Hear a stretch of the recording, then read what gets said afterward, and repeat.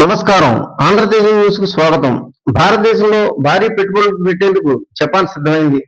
అక్షరాల $12 బిలియన్ పైగా నిధులతో భారత్ లో సరికొత్త ప్రాజెక్టులు రాబోతున్నాయి.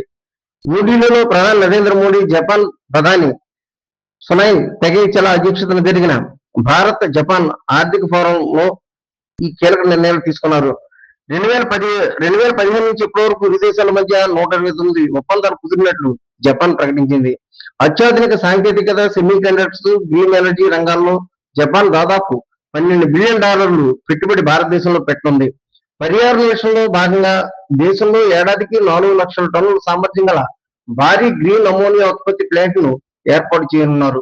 పన్నుల సంస్కరణ, సులభతర వాణిజ్యం కారణంగా జపాన్ అంతర్జాతీయ బ్యాంకు పెట్టుబడుల కోసం గత 4 ఏళ్లుగా భారత్ నెంబర్ 1 చాయిస్ గా నిలిచిందని జపాన్ ప్రధాని పేర్కొన్నారు. ప్రపంచంలో ఆర్థిక మాన్యం ఉన్న భారత్ గత ఆర్థిక సంవత్సరంలో 7.7% వృద్ధి రేటు సాధించిందని, ప్రపంచంలోనే అత్యధిక వేగంగా దూసుకుపోతుందని నరేంద్ర మోడీ వివరించారు. సహకార సంఘాలను బలోపేతం చేసేందుకు జపాన్, భారత్ ఒక కార్యాచరణ రూపొందిస్తున్నట్టు ప్రకటించారు. త్వరలో దేశంలో జపాన్ ఇండస్ట్రీ వీక్ కూడా నిర్వహించనున్నట్టు ఇరు దేశాల ప్రధానులు ప్రకటించారు.